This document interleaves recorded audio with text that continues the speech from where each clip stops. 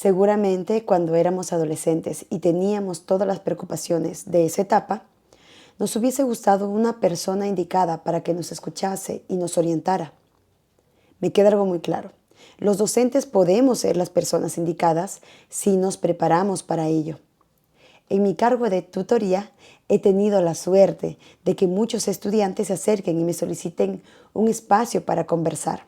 Al inicio no tuve las herramientas para afrontar la situación y también sé que les pasa a muchos docentes o adultos cercanos con los que un adolescente acude para hablar. Ahora, con la experiencia y la intención de mejorar cada día, vamos a revisar diversas estrategias, técnicas prácticas, consejos sensibles y los puntos claves para dar un acompañamiento efectivo a los adolescentes o estudiantes que soliciten hablar con nosotros.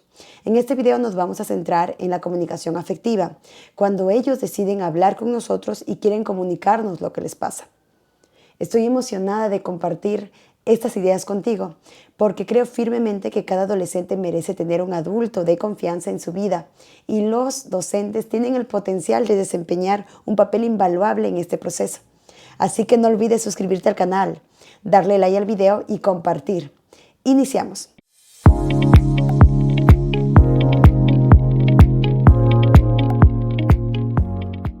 ¿Qué es necesario para un acompañamiento efectivo? Primero, entender en qué etapa de la vida se encuentra esta persona. Eso es indispensable. Para un acompañamiento efectivo, según Antonio Ríos, dice, la adolescencia dura 5 años o 5 años y medio. En esta etapa se producen demasiados cambios, además de los cambios físicos. En la adolescencia se manifiesta lo siguiente: la búsqueda de sí mismos y de su identidad, tendencia grupal, evolución del pensamiento concreto al abstracto, manifestaciones y conductas sexuales con desarrollo de la identidad sexual. Según el Ministerio de Educación, en la adolescencia se construye la identidad y se define la personalidad, que tendrá como base el temperamento heredado por sus padres, el contexto cultural y social en el que le ha tocado vivir. Entonces, ¿qué es la personalidad y la identidad? La personalidad es la forma como una persona actúa y piensa. Está definiendo su personalidad. Por otra parte, la identidad se construye con la interacción con otros y va ligada al sentido de pertenencia. Influencia de sus amistades, querer encajar. En la definición de su personalidad y la construcción de su identidad, escucharlos hará que ellos exploren posibles caminos a seguir. Conectar con las emociones del adolescente, interesarse por ellos, sabiendo que algunas veces van a ser desafiantes, como lo son con sus padres, pues es una característica de la adolescencia. Pero, entonces, ¿qué es el acompañamiento?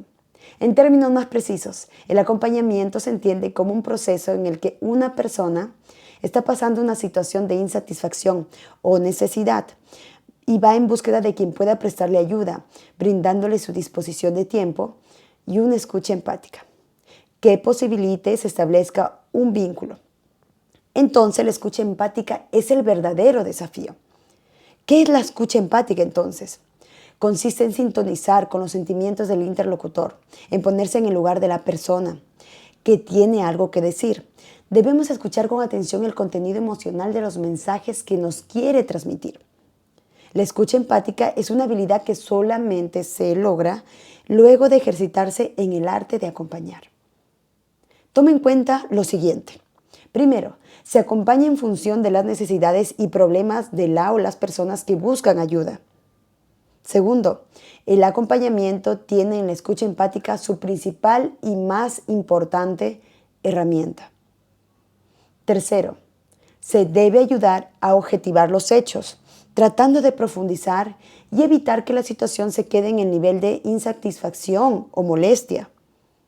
Cuarto, acompañar no es dar charlas, sermones ni juzgar sobre lo que se está verbalizando, sino brindar la oportunidad de que se escuche y valide la situación dada.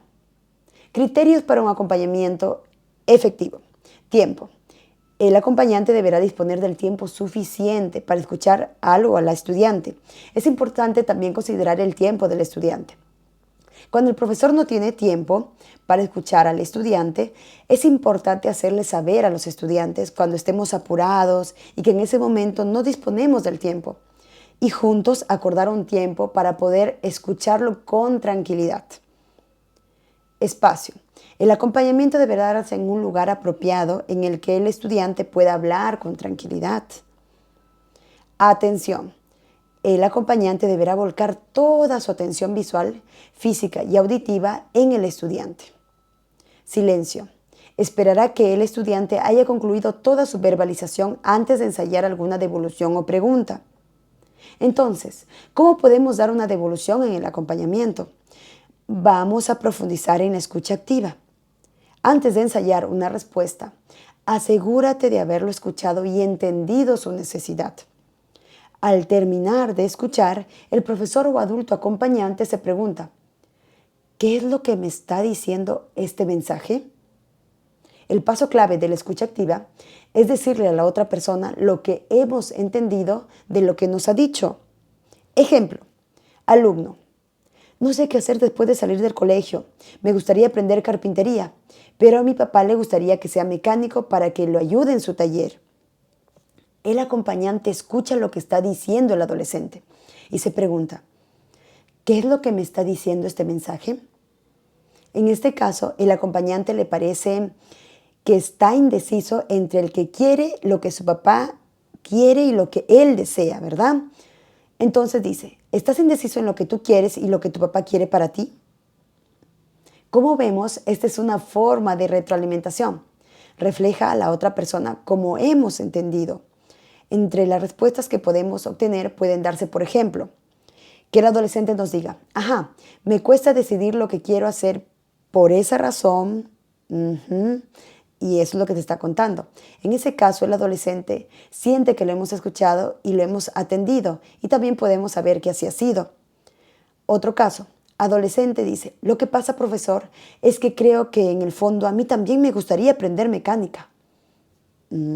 Entonces, como vemos en esta frase, el caso que nosotros hubiésemos entendido algo distinto o que no tenía que ver con lo que el alumno nos estaba tratando de decir, él también podrá comunicárnoslo. Entonces, como el ejemplo puede corregir lo que hemos entendido y hacerlo nos permite saber más sobre lo que el estudiante está pensando. Otro ejemplo, adolescente. Ricardo siempre hace trampa, ya no vuelvo a jugar con él. El acompañante dice, ¿te molesta tanto la forma en que Ricardo te trata que ya no vas a volver a jugar con él? El adolescente responde, sí, ahora voy a jugar con Tomás y Enrique. En cada caso, el profesor, profesora o adulto acompañante centra su atención en cómo se siente el estudiante a causa de la situación externa y no habla tanto de la situación externa en sí misma. Por ejemplo, en la situación en que el alumno dice, Ricardo hace trampa, ya no vuelvo a jugar con él. La profesora centra su respuesta en cómo se siente el alumno a causa de la situación. No dirige su atención a Ricardo diciendo, Ricardo es malo, ¿verdad? Cuando tengamos la entrevista con el estudiante, es importante favorecer la expresión del estudiante. Escucharlo primero. Ayudarlo a encontrar respuestas, no dar las respuestas. Puedes plantear las siguientes preguntas para ayudar a la reflexión. ¿Qué piensas tú? Imagínate que un amigo viene a buscarte y te cuenta este problema, como tú a mí. ¿Qué le dirías? ¿Qué alternativas tienes? ¿Cuáles crees que es la mejor? ¿Te has dado cuenta de qué pasaría si haces eso? Utiliza preguntas abiertas. Recuerda que estas invitan a explayarse en la respuesta, evitando una respuesta específica. Preguntas tales como, ¿en qué te puedo ayudar? ¿Tú qué piensas? ¿Cómo así? ¿Qué te parece? ¿Qué te lleva a sentirte de esta manera? Al igual que con las preguntas, existen también respuestas abiertas y cerradas. Una respuesta cerrada indica solamente lo que se ha escuchado, el contenido de lo que la otra parte ha dicho.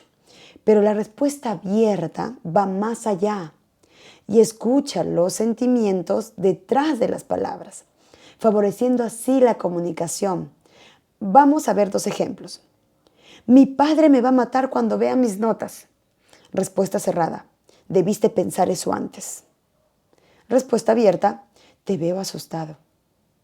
La respuesta abierta abre la posibilidad de crear un clima que favorece la comunicación y que permitirá posteriormente ayudar al estudiante a evaluar su propia conducta. Otra, por ejemplo, puede ser: mi enamorado terminó conmigo. No sé qué hacer. El estudiante empieza a llorar. Respuesta cerrada.